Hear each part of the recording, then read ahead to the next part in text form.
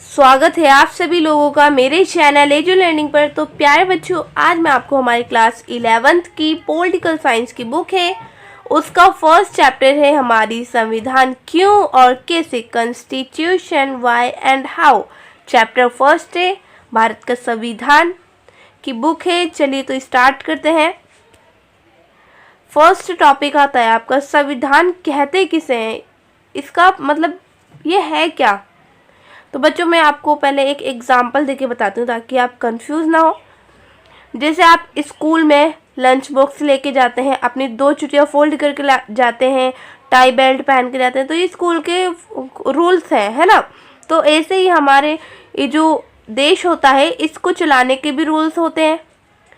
और ऐसे अगर आप ट्रैफिक में है और वहाँ पे सिग्नल पे लाइट जो चलती है वो भी मतलब हमें रुकने का सिग्नल देती है, ग्रीन लाइट होती है जब जाने का देती है, तो वो भी रूल्स कायदे कानून होते हैं किसी चीज़ के। तो संविधान ऐसे लिखित दस्तावेज है जिनके द्वारा किसी देश में शासन व्यवस्था चलाई जाती है। इसमें नियम, कायदे, कानून, सरकार की शक्तियाँ, अधिकार आदि के बारे में विस्तार से लिखा जाता है। आई होप आप अब अच्छी तरीके से समझ गए होंगे, ठीक है। अब देखिए सेकंड टॉपिक है आपका भारत का संविधान कब बना तथा कब लागू हुआ। सबसे इम्पोर्टेंट क्वेश्चन है आपका, 1 नंबर में आ सकता है, 2 में आ सकता है, आपको ये अच्छी तरीके से याद कर लेना है। तो भारत का संविधान बच्चों 26 नवंबर 1949 में बना था।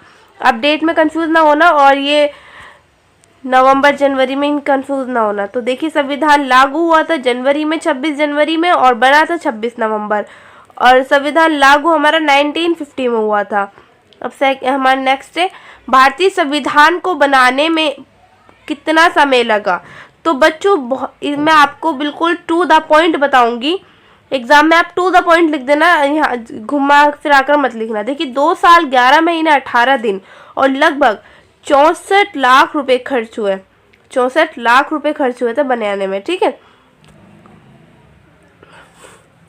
बच्चों। नेक्स्ट टॉपिक है आपका संविधान की प्रस्तावना। तो संविधान की प्रस्तावना से हमें भारतीय संविधान की विशेषता का ज्ञान होता है, यानी हमें संविधान की प्रस्तावना से ही भारतीय संविधान के बारे में अच्छे से जानकारी हो जाती है। प्रस्तावना में स्पष्ट किया गया, यानी प्रस्तावना में हमें बताया गया है कि भारत में लोकतंत्र, समाजवाद क्या है, समानता और धर्मनिरपेक्षता है। यानी कि लोकतंत्र हम खुद अपना राजा चुन सकते हैं, अपना जो लीडर है वो चुन सकते हैं, और समानता है, यहाँ पे किसी के साथ भेदभाव नहीं होता और किसी भी धर्म के साथ कोई भी प्रकार का भेदभाव नहीं किया जाता। संविधान की प्रस्तावना संविधान का सबसे महत्वपूर्ण अंग होता है और संविधान की प्रस्तावना संविधान की कुंजी भी कहलाता है। नेक्स्ट चलते हैं बच्चों। देखिए हमें संविधान की आवश्यकता क्यों है।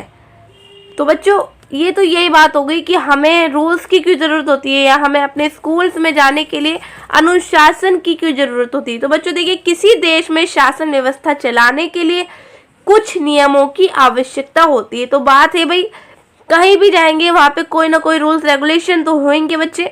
देखिए अबे वह नियम संविधान के द्वारा ही प्राप्त होते हैं। जो नियम होते हैं तो बच्चों वो हमें संविधान के द्वारा ही प्राप्त होते हैं देश में शासन व्यवस्था चलाने के लिए। संविधान तालमेल बनाए रखता है और ये हमें इसलिए भी जरूरत है क्योंकि इससे बैलेंस बना रहता है हर चीज में। किसी भी देश में कानून व्यवस्था बनाए रखने में संविधान की महत्वपूर्ण भूमिका होती है। यानी किसी देश में कानून व्यवस्था जो होता है उसमें संविधान बहुत अच्छी भूमिका निभाता है। संविधान ही कानून को तय करता है, यानी संविधान ही कानून को तय करेगा। सभी नागरिकों को संविधान के दायरे में रहना पड़ता है, यानी सभी जितने भी नागरिक है भारत के, तो उन्हें संविधान के जितने भी रूल्स रेगुलेशन होते हैं उनका पालन करना पड़ेगा। अगर वो पालन नहीं करेंगे तो उन्हें सजा मिलेगी और कानूनों का पालन करना पड़ता है।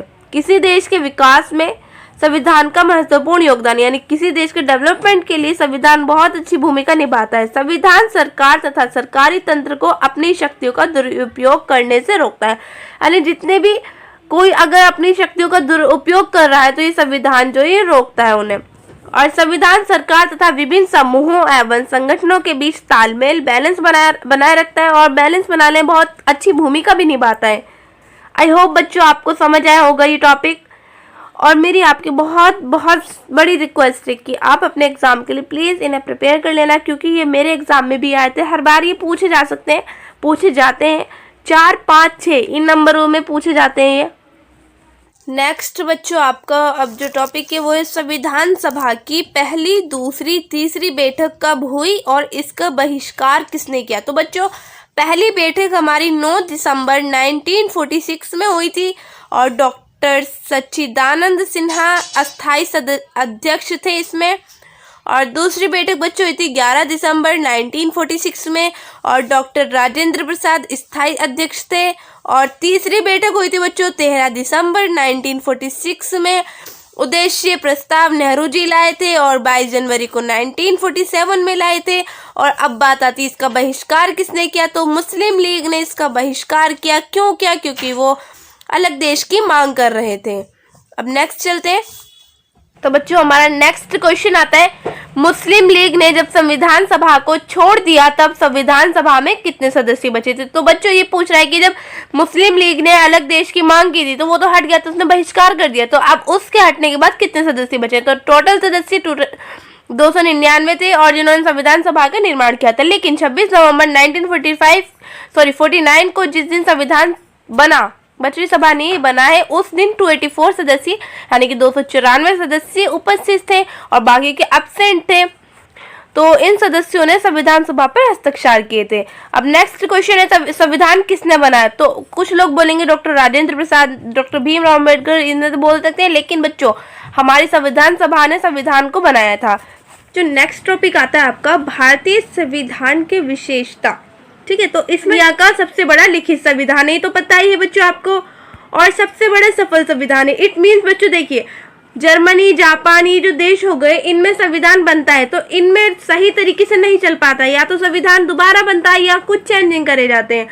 तो भारत का जो संविधान है उसमें जब से ये संविधान बना है ना तो इसमें कुछ चेंजिंग हुआ है और ये बिल्कुल जैसा का वैसा ही चल रहा है, और ना तो ज्यादा कठोर है ना ज्यादा लचीला है। बच्चों, इसका मतलब है ना तो ज्यादा कठोर है ना ज्यादा लचीला, यानी कि हम इसमें बदलाव कर सकते हैं। और सार्वभौमिक वयस्क मताधिकार, यानी कि इसमें 18 साल तक जो बच्चा हो जाए, यानी 18 साल की एज में आ जाए, वो 18 की एज में आ जाए, तो उसे वोट डालने का अधिकार होता है।